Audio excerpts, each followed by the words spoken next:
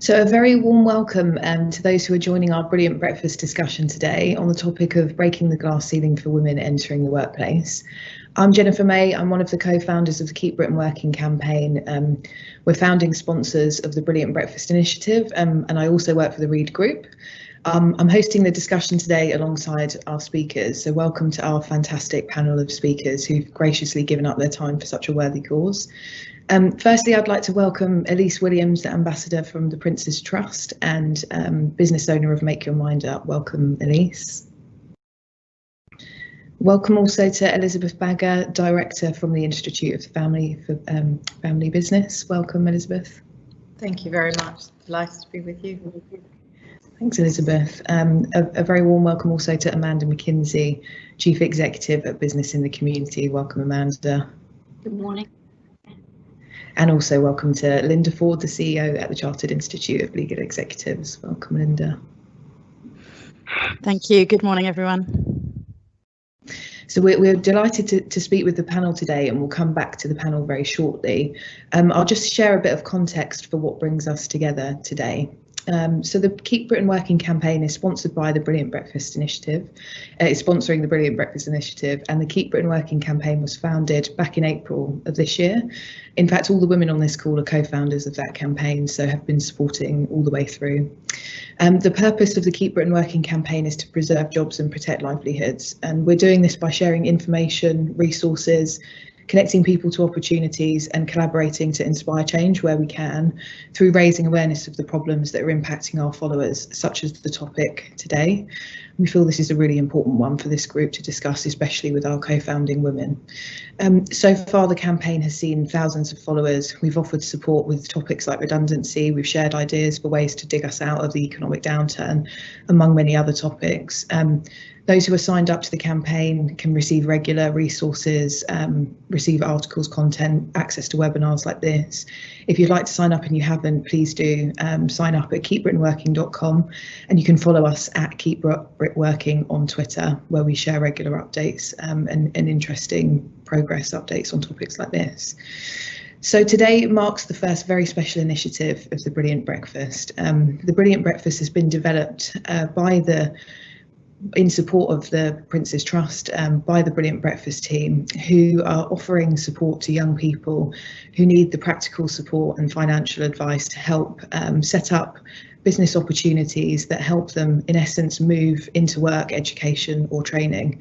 We'll hear more from some of the fantastic ambassadors of the campaign, and of course we're joined by Elise too, so thank you, Elise, for giving up your time as well. So these are much needed programmes indeed, but we're also learning through the pandemic how the pandemic has impacted women in the workplace, and we're left questioning whether or not we're at risk of slowing down the massive amounts of progress that have been made in the last number of years to support women in leadership positions. You may have seen through some data published in the last few months, PwC found that 80% of those who have lost their jobs since the COVID crisis began are women, and 2/3 of these are aged 18 to 34. Women are also more likely, 1/3 more likely, to work in a sector that has been or is now shut down versus men. Finally, in its Women in the Workplace report, Lean In, Mackenzie and Company found that 1 in 4 women are considering downshifting their careers or leaving the workforce due to the impact of COVID-19. Some of the factors causing this are things like lack of flexibility at work, feeling like they need to be available to work all hours, housework and caregiving burdens due to COVID-19, or worry that their performance is being negatively judged because of caregiving responsibilities during the pandemic. So a really worthy topic for us to discuss and to consider how women in leadership can play a vital role in setting up the workplace for the generation of women coming into the workplace now. Just a couple of practical points on using the chat. We would love to hear from you throughout, and please do ask questions via the chat. We'll hear from our speakers in a minute, and if you have specific questions for our speakers, you can direct the question to that speaker. We'll have about 15 minutes at the end, so I'll make sure that we ask as many of those questions as possible. If we don't get through all of the questions, we'll do our best to get back to you on particular answers that you might be looking for based on questions that you've raised. Finally, today is about raising awareness and also raising money. So we've set up a Just Giving page, which you'll have access to. You'll have seen a note in the chat from one of our chat facilitators. Please do give whatever you can. We haven't made the webinar a ticketed entry because we understand people are in kind of different positions at the moment. Although if you can give anything at all, please do. All of the money raised goes directly to the Prince's Trust. So I now just want to play a very short video before we get into questions from the panel. A huge welcome to the first ever Brilliant Breakfast. I think the easiest way to explain how you can help is to introduce you to our young ambassadors. Before the Prince's Trust, she never felt comfortable. She never seemed to be that good with people or able to express herself. Employment now, for most young folk these days, it's extremely difficult. I found out I was pregnant with Kyle when I was 14. I had Kyle 2 months early.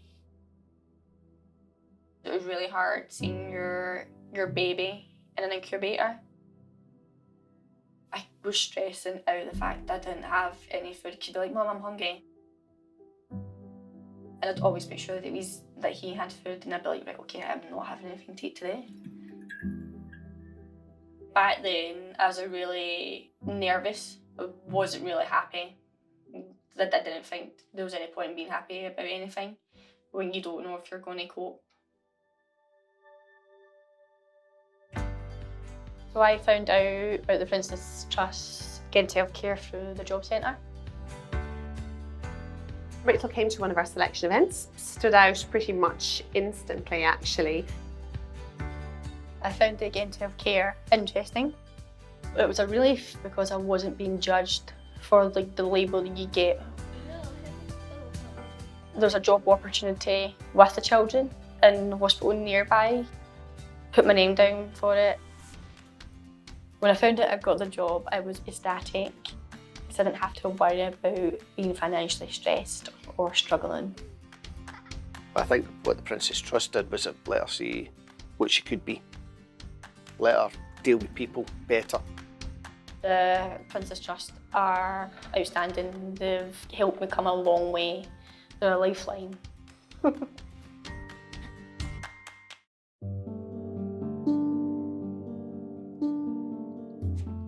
My father had Parkinson's disease and there was no cure. I grew up witnessing my father getting more sick. When he died, my whole world really did feel like it had fallen apart.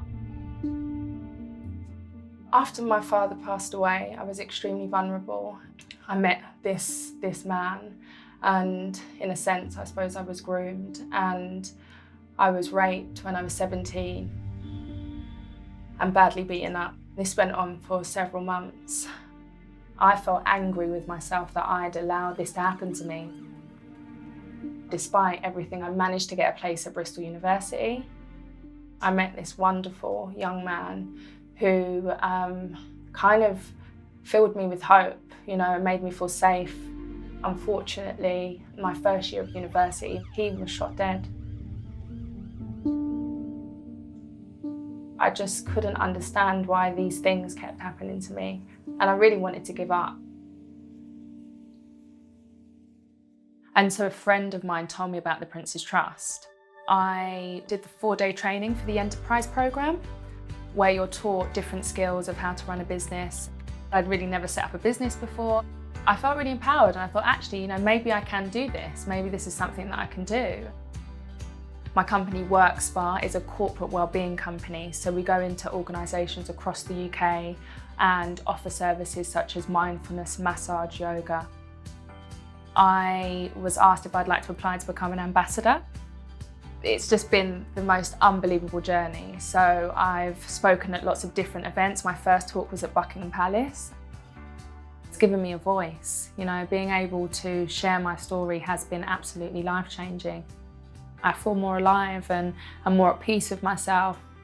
Couldn't possibly be. Could a mum not be? If there was one thing that I would say to the Prince's Trust, it would just be thank you so much for the way that you've changed my life. I'm so grateful.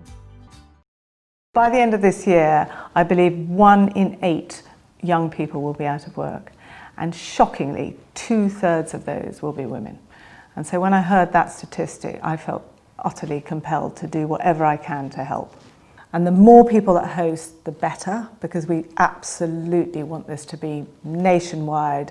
And in a few years' time, I want every household to be hosting their brilliant breakfast. So please enjoy your breakfast, give as much as you possibly can, and help the women facing these enormous challenges. The work that the Prince's Trust are doing is fantastic and supports people that are in difficult positions get into the workplace. And I think it's a testament to the work that the Prince's Trust are doing that 1 in 4 women end up in work as a result of being on that programme. So once again, today is about raising money and awareness. So if you are able to give anything at all, please do give via the Just Giving page. Anything that you can give is greatly appreciated and will go directly to the Prince's Trust. So let's move on to the main discussion of today. We wanted to connect the challenge that the Prince's Trust are facing to encourage more young women onto their programme with the potential problems that we're seeing with women now entering the workplace as a result of COVID-19. We can see that there is a compounding impact, and I shared some of that insight earlier, and we think it's really fitting to hear from our panel of co-founders through the Keep Britain Working campaign, who are also women in leadership that have faced many situations, I'm sure, throughout their career being women in leadership. And I think it's very fitting to ask them to talk to us about ways that they think they can support young women to navigate their early careers. So without further ado, I welcome back our panel, and I'd like to start with a question for Elizabeth. So welcome again, Elizabeth. In your early career, you progressed from working as a marketing consultant to now being a director of the Family of Institute for Business. What do you think is the most frequent issue that women face, and how would you suggest that women overcome it? Thank you, Jennifer. I think that's a really good question, and one we probably all think quite a bit about. And I think confidence is still one of the issues facing many women coming into the workplace and wanting to make their mark and create a career for themselves. I think we are perhaps not always as quick to ask for what we need or what we want, and that can get in the way of us of moving forward. I think that it's really important and that we have role models, people who can show us the way. It doesn't have to be women, but it does help if there are women in our working lives or in our lives who encourage us. And I think that sometimes we have to find a way to stand in our own truth and integrity and stand up for ourselves, even if it may ruffle a feather or two. And again, having people we can come to for support during those times is incredibly important. But I do see a shift. I've been doing some work with some other family business advisors. We're writing some articles around women in leadership, and we're seeing that there is a shift happening. The younger women we're interviewing, women under 40, see gender as less of an issue and less of a defining factor than women, let's say, who are over 60. So it's very interesting to see that something is shifting, and they all the younger women we interviewed said, well, I don't really think being a woman is that much of an issue. So I was very encouraged by that. That's positive, and I guess a testament to the work that's happened so far across the UK for many women in leadership roles. So thanks for that, Elizabeth. The next question I'd like to ask is to Linda. So Linda, as the CEO of the Chartered Institute of Legal Executives, what do you think can be done by companies to ensure that women like you can continue to climb the ladder? Thanks, Jen. I think the first thing that's really important is giving women access to the education and training that they need. Certainly in my own experience, I left home at 16. I didn't have parents who could fund and support me through the traditional university route. So, I found myself having to study alongside maintaining a full-time job. And I think I was very lucky that my first employment was in the education sector, and it was an organisation who really believed in giving support and creating opportunities for study alongside work. And if it hadn't been for that opportunity, then my career probably wouldn't have gone the way it has. So I think that's really important, and it's one of the reasons I was attracted to Silex, the organisation I now run, because it's designed to offer flexible routes of study that can be juggled alongside work, alongside family life. And for women pursuing a career, I think the ability to study at your own pace and to have access to develop over time as your personal circumstances and career needs change is really important. I think the second thing is flexibility around working hours and working conditions, and the ability to have good parental leave arrangements, the ability to work more remotely, to be more focused on the outcomes and the value that an employee brings, rather than actually the input of the number of hours worked or the time of day work necessarily. And I think what we're starting to see in the environment, because of circumstances around COVID and so on, is actually changing attitudes towards that. And I hope that that's something that's really going to help women to progress in the workplace.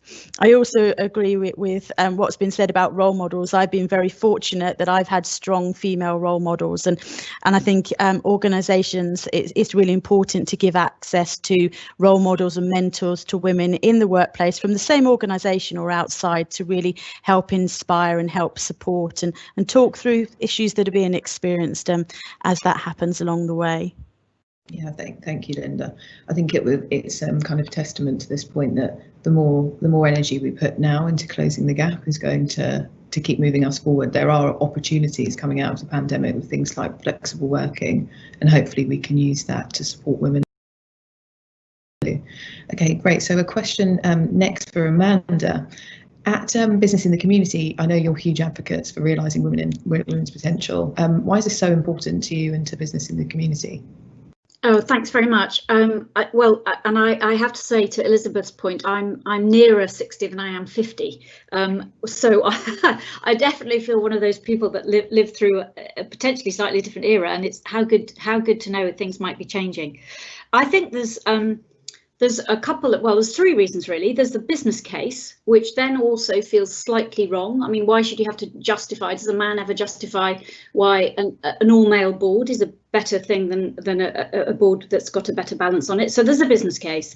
There's clearly the moral case. It's the right thing to do. It's what responsible businesses should do. And as Business in the Community, that's what we do. We spend our time working with businesses to ensure they practice very good responsible business, and then consider their community around them. And then to the point that you made actually at the very beginning, particularly right now, as we're watching more women that are more likely to be out of work because of COVID, and more women struggling with that balance of how to manage the home, how to look after children, it's absolutely full centre. So we've done quite a lot of work on what we're calling everyday inclusion. So it's those little moments which just slightly distance your chances of being considered equal and on par in terms of your progression versus maybe others in the workplace.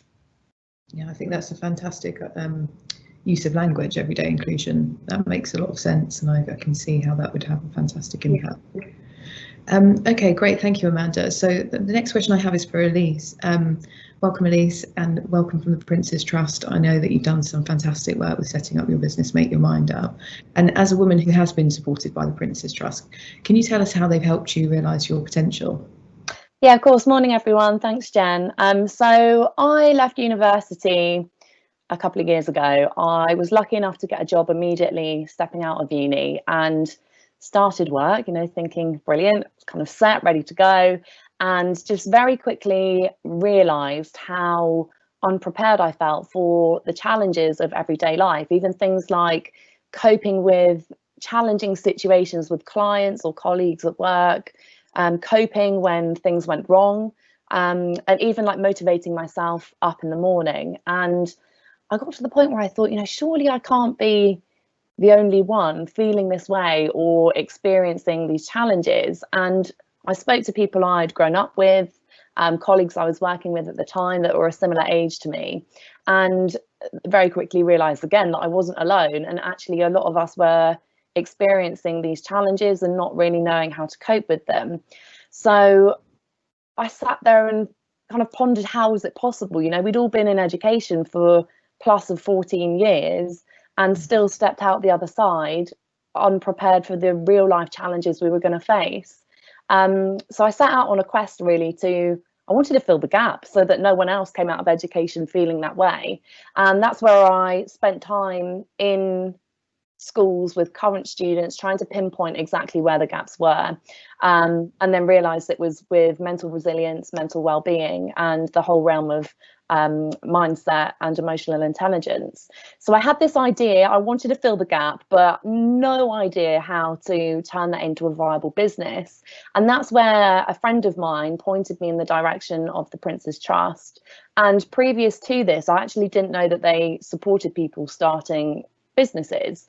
So I went on their free enterprise program. So it's a 4-day course, and it runs you through the foundations and different elements of starting a business, which again is something that they don't teach you in school. Another thing to probably fill in the education gap. But we went through things like finance, sales, marketing, all those different elements. And what I found actually is that I was then placed in a room full of people that were all like me, like everyone else I'd grown up with had gone down quite a traditional path of stepping into a graduate scheme or an apprenticeship, whereas I wanted to go out and kind of create my own path, but felt quite isolated in doing so because no one else around me was doing it. And the great thing about that enterprise program is that I was suddenly put in a room full of people that were also chasing that same path. So from the course, I was then given a one-on-one mentor. So going back to what you guys were saying earlier, Linda and Elizabeth, about the mentorship, that has been so valuable to me. I have a mentor called Claire, who she's on the end of the phone. I've got her support for 2 years completely for free. She's also a volunteer for the Prince's Trust and kind of dedicates her time to supporting me. And then I had to pitch my business idea to a launch panel. So it was really daunting, but a brilliant way of actually getting you out there and explaining your business idea. And all of the Prince's Trust support that I had was completely for free. It's amazing, absolutely brilliant. No, that's great. It sounds absolutely fantastic. I think it's really interesting because what you're talking about is about being real, so going to do a real job that impacts real people. And it sounds like the Prince's Trust program's really supported you to do that. So thanks, Elise, for sharing that. The next question is for Elizabeth. Elizabeth, on your LinkedIn profile, not that I'm too busy watching what you're doing on your LinkedIn profile, I can see that you've been part of a range of voluntary programs. Do you think that volunteering is a good way to help women stand out and showcase their skills? Sorry, I lost the sound there for a moment, Jen, but I can see that you've been doing some volunteering. Do you think that's a good way for women to showcase their skills? Thank you.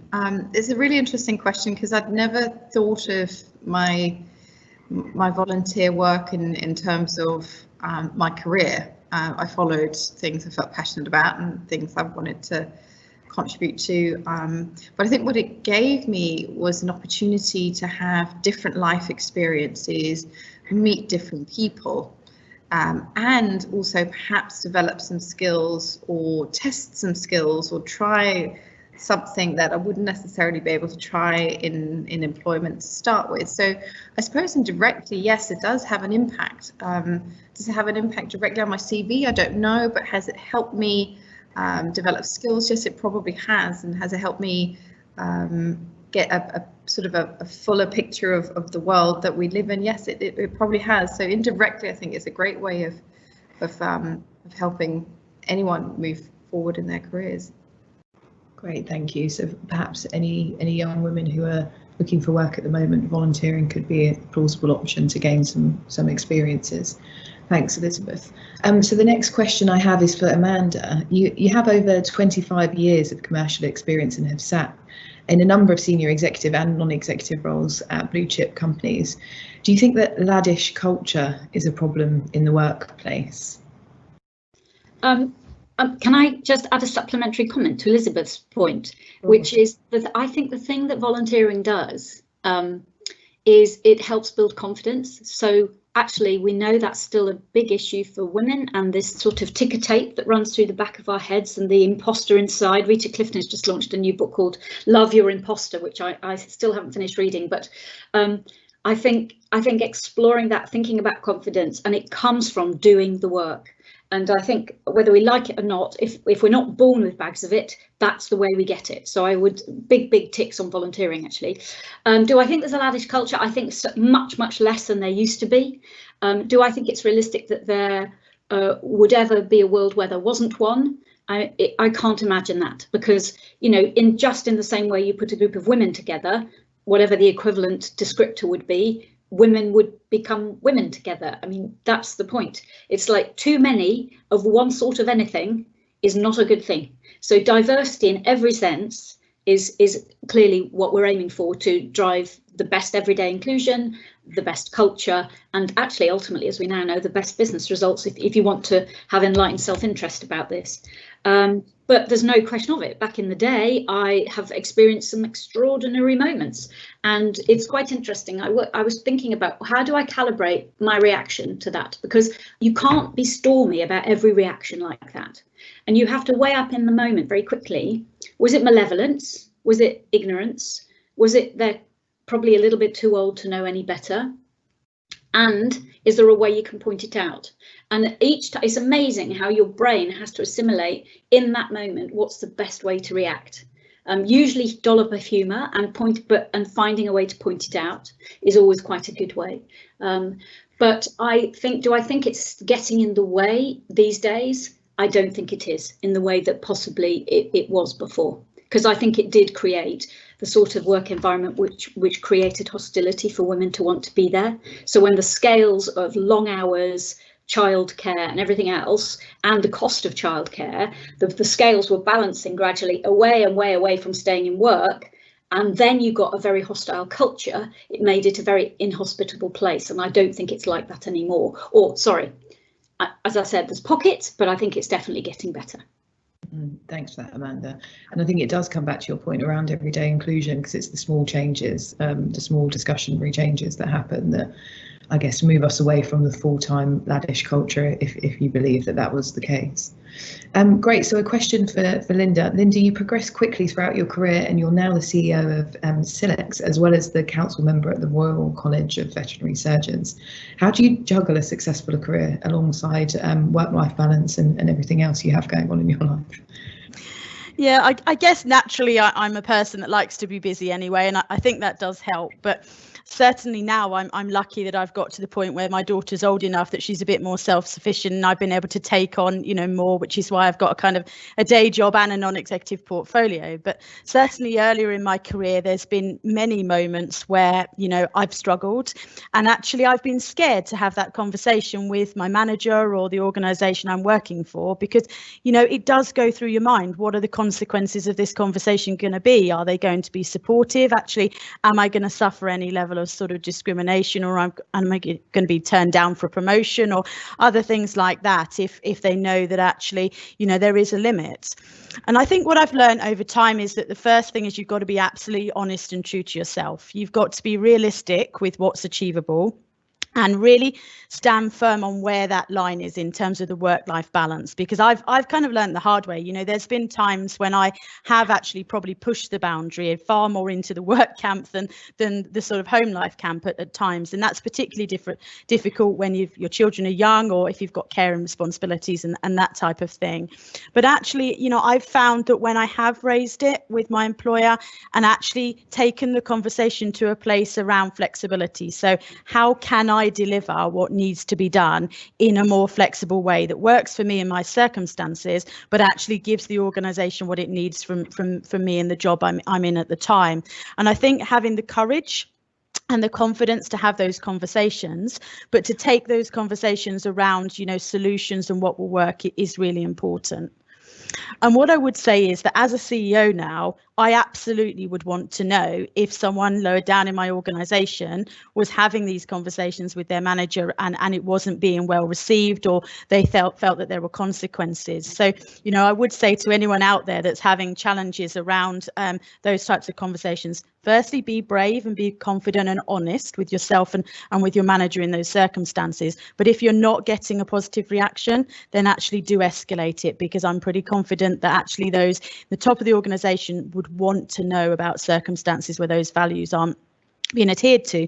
And actually, if we don't know, we can't put interventions in place in terms of supporting managers, giving them training, giving them access to understanding, and thinking differently, thinking about outcomes of people's work rather than traditional inputs like hours and sort of lifestyle and that type of thing. So I think that's really, really important in terms of those conversations and being able to maintain that balance and recognize that it will change over time as your life changes as well, and that's perfectly okay.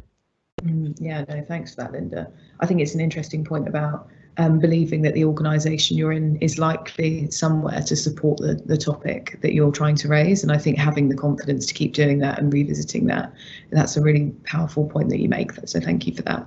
The next question's for Elise. How has COVID-19 impacted you personally, and where have you gone for support?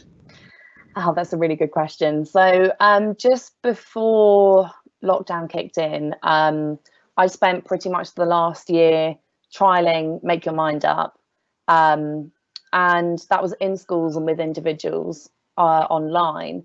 And I just got to the point where I was collating all of the feedback, ready to launch like a workshop face-to-face program in schools, but obviously then lockdown and COVID happened.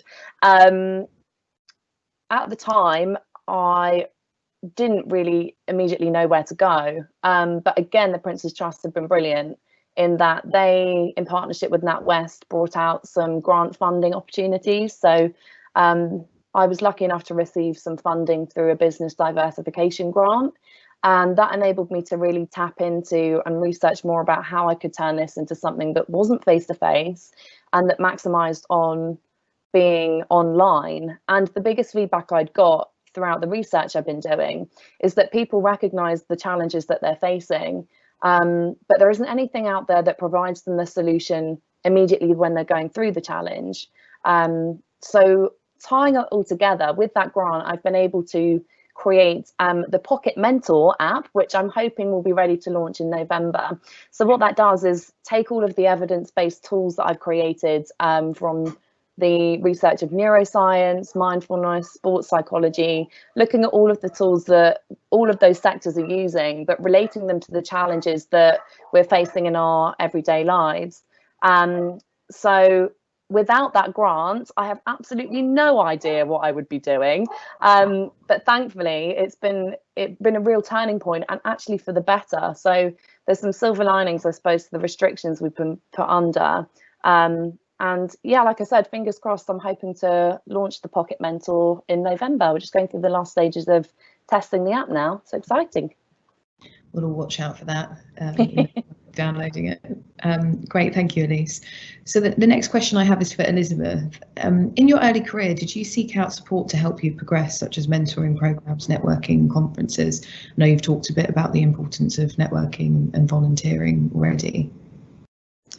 Thank you, Jennifer. I love that question because it really got me thinking, and I don't think I realised that there were sort of places I could go like that, conferences and networking. Early on in my career, the only thing I could think of at the time was just to work longer hours and take more on, and I learned a lot from doing it that way, and I'm sure many others have too. But I think what it highlighted to me was that as women, we can encourage other younger women to do those things, and we can help them find their way in a different way to how we perhaps found our feet as we were building our careers. So I think it really got me thinking about what I could possibly do to encourage other women to learn that way, because it took me years to find out that those things were out there and were available, and I could have asked. But yeah, you discover things when you discover things, I guess, and the thing that I could do now is to make sure that others don't have to not know. And I thank you for that question, because it really brought that to my mind, and something for me to think about going forward. Great, thank you. The next question I had is for Linda. So following COVID-19, how could companies, do you think, adapt to support women and ensure that the gap does not widen further? Well, I certainly think this is a challenge facing all companies. And I think I'd start by saying, be open to change and be open to hear the perspectives and ideas of your workforce. Women, men, everyone who works for you, actually, the different circumstances. And I think, one of the things I've learned from my organisation is that the best solutions and the most practical ways forward often come from the workforce themselves, because those people know what they're experiencing, they want to do a good job, and actually they're full of ideas about how to do that. So I think that sort of openness and that willingness to listen and to consider ideas and to change. I think the other thing is to kind of show leadership. So one of the things I've recently done with my organisation was to kind of record a sort of video cast talking about what my working day's like and how I am working from home, how I'm juggling things, trying to make people feel it's okay to take breaks away from screens, to, flex the working hours, if you need to go and pick your kids up from school, all of those different things. And I think have a sort of culture of openness and flexibility around the recognition that we're all living in strange times, but actually those times might start to become more permanent. So the biggest thing I hope that comes out of COVID is that the positives of, remote working, flexible working, working from home, other things like that actually are a positive thing for workplaces, because it does become about kind of what people are delivering rather than some of the traditional measures like, the 9-to-5 culture and the other ways of working. And I think the country has a real opportunity and business has a real opportunity to embrace that. But I think, things like childcare, that's still going to be difficult, and even more so, over the coming months with, local lockdowns and changing circumstances. And I think employers need to really think about the support services and the welfare services that they offer their staff as well. We've really focused on some of the mental health and well-being services and support that we can offer our staff. We've looked at other ideas like around how we can support childcare, or some, even signposting people to access to voucher schemes and other things that operate. So I think it's really important. The other thing I'd probably end with is to say that, businesses are being hit financially, and often the things to cut first are the initiatives around diversity and inclusion, welfare and well-being, and they're the absolutely most important things that shouldn't be cut in these circumstances. And I think it's really important that firms and workplaces commit to those things for the long term, really. I think that's a really good point, and I think a right reflection in terms of what we've seen in the past happening, and hopefully we won't see that any further. Great, well, thank you for that input. The next question that I had was for Amanda. Amanda, you were a member of the Lord Davies report to increase the number of women on boards. Why do you think that women are less likely to be directors of FTSE 100 companies? And do you expect this to get even worse following COVID-19, or are you hoping for something different? Well, so working slightly backwards, the fear that it might not continue to increase right now is the fact that women will deselect from, a very active career path and begin to just ease up a bit for a whole bunch of reasons. But in terms of the Davies Review, I mean, it's 10 years ago we started working on it now, which does seem like ancient history. And at that time, the number of women on the FTSE 100 boards was just 12.5%. So now it's over 33, and a lot of companies are committed to 40%, haven't yet necessarily delivered that, but that is the trajectory and that's where it's headed. So I do think on the whole, the nominations committees and chairmen are very alive to the diversity makeup of their board, and clearly how we also make sure that they are ethnically diverse as well as gender diverse is very, very important too. Why do I think it happened in the past? A bit of self-belief on the part of women. And where did that come from? That came from the fact that there was no expectation that it was okay. So, I love Linda's example of doing her video or her podcast, showing, normalizing people living their life, being effective, being a really effective leader, but also showing that it's okay for it to be a bit of, right now, not put the childcare in there and everything else. That never happened. I used to do a little talk back in the day, and my first few slides I called Magnificent Misogyny, It's only 30 years ago that men were standing in the House of Lords saying women would be like, in the House of Lords, are like acid, and they eat their babies and they're all lesbians. And that's a kind of paraphrase quote, but the words are basically the same. I mean, it is quite extraordinary that it's not that long ago that stuff happened. And they did a study, they asked chairmen very privately a few years ago, what are the reasons why they wouldn't suggest a woman should be on their board? And again, I'm going to paraphrase, but the meaning is exactly right. They said, oh, they don't really want it. Basically, I don't think they can cope.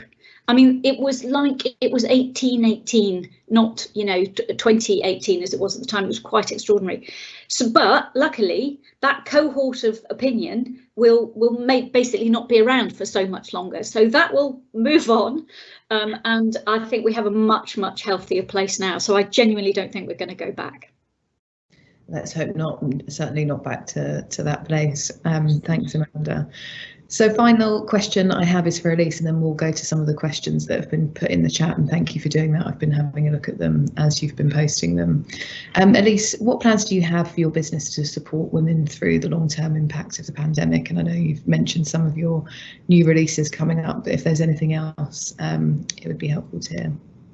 So I started when lockdown first happened. I obviously, like everybody, recognised a huge shift in the way people were not only working, but going through their daily lives and their responsibilities. I think one of the positives to come out of that change, or what we're going through, is that it shifted mental well-being and mental resilience and strength as being something that is there, but it's not urgent. It's important, but not urgent, to actually shifting it to becoming a really important and urgent thing that we need to be focusing on. And as part of the testing that I've been doing for Make Your Mind Up, I built an online community for testing content. And then I've decided now to shift that and use it as a way to communicate to the people that are on there. That 98% of them are women, and the majority of them are mothers. So I created a free growth mindset video series with printables, that versions for parents, versions for youngsters, that as part of adapting to homeschooling, which has been a massive challenge, providing resources to do with well-being. So it encompasses things that kids and parents can do together on a daily basis to make sure, just being more aware of your mind and being able to build mental resilience skills whilst at home, and providing those resources completely for free. And it's been really well received, had brilliant feedback from the mums that have been using it. So it's really made me realise that it's needed, and like what you were saying, Linda, these strange times that we're going through do definitely seem to be more permanent. So I'm now working on a way that I can continue to build that and extend the series, and looking at building free memberships when I launch the Pocket Mentor as well next month. Great. Well, that sounds like a really helpful resource to anybody who's looking for a bit of support. So I'm sure some of the people listening will take you up on that and have a look at what there is to offer. Okay, so thank you. That's the end of the questions for the panel, and I'm just going to spend a couple of minutes now in the last 5 or so minutes asking and answering some of the questions that you shared. Just starting at the top, I can see somebody has suggested that they're a mother of 2 looking after an autistic son and currently experiencing a challenging time with their line manager. And I think they're asking, how do you deal with a situation like this with an unsupportive line manager when HR protects the line manager more than the employee? And if you don't mind, Linda, I was going to ask you a bit about this, given what you'd said previously already. Sure, yeah. I think, well, it's really disappointing to hear that's the experience you're having and with HR, but unfortunately it does happen. And I think having other people within your organisation that you can talk to, if it's not your manager, is a good starting place. So if there's another sort of manager or someone more senior than you perhaps who but isn't your direct line manager, it may be worth having a conversation with them. I think, you know, you should try and approach HR, but I understand that that's part of the problem here. But as I said earlier, you know, actually as CEO, these things need to be called out. So I think that don't give up with your manager. And actually, if you have got a mentor or a role model, or, you know, there's volunteers that we were talking about earlier, run the scenario through with them. And one of the things they'll help you with is how to frame that conversation and actually how to sort of take that forward with HR as well. You know, one of the things I do as a mentor is actually, you know, help talk through scenarios and how to sort of structure the conversation, the key points to get across, and actually help the manager, help colleagues understand the circumstances. So it's quite possible that they have no appreciation of what having an autistic son means and the implications for you and what you're dealing with, and actually think about how you can, what you would want from them in terms of how they could support you to do your job and to support the organisation back. And I think that just working through that and really coming up with a strong articulation is a good starting point. But I would also look sideways and try and find another manager to talk to, and they may be able to talk to the manager as their peer then. Thank you, Linda. That's helpful advice, and hopefully helpful to the person who posted the question. The next question here, I've heard this a few times throughout my career actually. So this is from somebody anonymously who's saying, in some situations I say stuff and it's ignored, but the men around will say it again and it's heard and understood. How can I break the cycle to feel heard and get my ideas across? And I was just wondering, Amanda, if you had any thoughts on that. I'll try, and you're not alone. You're absolutely not alone. I can't tell you how frustrating it is. I'm sure we've all had moments of that, and you want to leap up on top of the table and go, "Fuck, I just said that," but that's probably not the best way to do it either. I think, well, so things I have learnt that maybe help, and I'm sure the psychologists amongst us can probably have a better way of doing this. I think you just check yourself you're being as clear as you think you are. So I know that sometimes I am not as clear as I want to be for any audience, so it's not just a male audience. So that's one thing. So start with yourself, but don't sort of torture yourself with that. The other thing is to literally eyeball, as you're looking around the room making a point, going, was that clear? Has everyone got what I'm saying? So it is forcing an acknowledgement of what you've said in that moment, such that it makes it easier for people, well, or more shame, it's more of a shame when they then repeat the same thing, because even if they then do, you can go, oh, I'm glad you said that, you know, when I was talking about blah, that's what I was trying to bring out. So you've got a platform then from which to drag it back to kind of make that point. I think the third thing is, and this goes to Linda's point about trying to, you know, if you want to have a brave conversation, take someone aside and go, I'm so glad, or send them a little note afterwards, I'm so glad you reinforced my point around X. I feel really passionately about it. Or you just talk to them privately, or go, that's so interesting, you made that point. You know, when I said what I said, what was it about it that it didn't land? And just begin to tease it out. But that's quite a sophisticated way of doing it, because that requires you to have a lot of trust with that person. So I think in the first place, make sure you're being clear. Second place, make sure, kind of ask the audience to admit the fact that you've been clear. And then the third point, tackle individuals would be my little triage on that. No, great, thank you for that. That's really helpful. So we aren't going to have time to go through any other questions, but I just wanted to point out a couple of things that people have said, and I think some important points have been raised. Molly was talking about the fact that we need to balance volunteering, and I think really the root of the point that's being made is that women have a lot of value, and therefore we need to ensure that we're not just going in for unpaid opportunity after unpaid opportunity. And I think that possibly comes back to the confidence point that's been raised a number of times, and being brave and knowing your value. So thank you for raising that. I think that's an important thing to suggest. I think on the flip side, volunteering can add experience and can be a great way for you to continue to do something actively while you're looking for something more permanent. So I think there's probably a balance to be made there. Somebody else has said, Rebecca has said this, that we need to look at the ways that men can support with balancing work, life and family, and if there's more of an expectation around that for women entering the workplace, then perhaps that helps women in their career and as they start their career. And I think that's a fantastic point too.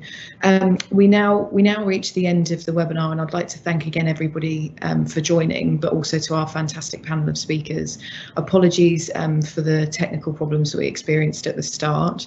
We will circulate the video after this, and where there's been questions that have asked and we haven't answered them, we will come back to you separately to support you with answering those questions. The panel and I had a very quick discussion while we were just resetting up, and we would love to come back to you on those particular points. So if we've got your information, we'll come back to you. So the final thing to say, just some takeaways from me. I think it's clear that there's been a reflection point that things have changed over the years, and I think Elizabeth and Amanda have laid that out really nicely, that we've come a long way and we should be cognizant of that. But everyday inclusion is something that really matters, and I think that's a really nice takeaway from Amanda too. Thinking about volunteering in balance with your value, I think, is fantastic, and the support that the Prince's Trust and programs like the Prince's Trust offers are out there. So whether it's networking, mentoring, the Prince's Trust or other, do find what's out there and available to you, because there's a number of resources across the UK that can support you. And finally, some practical support from Linda as we've been through the discussion today. Things like sharing more openly with your company or informing in your culture how we can build flexible working into the day, and from a leadership point of view, and women who are in leadership roles on the call. I think that's a fantastic piece of advice that's been given. And don't hold back on diversity. Don't cut back on diversity and inclusion. I think that's a really important point that's come out too.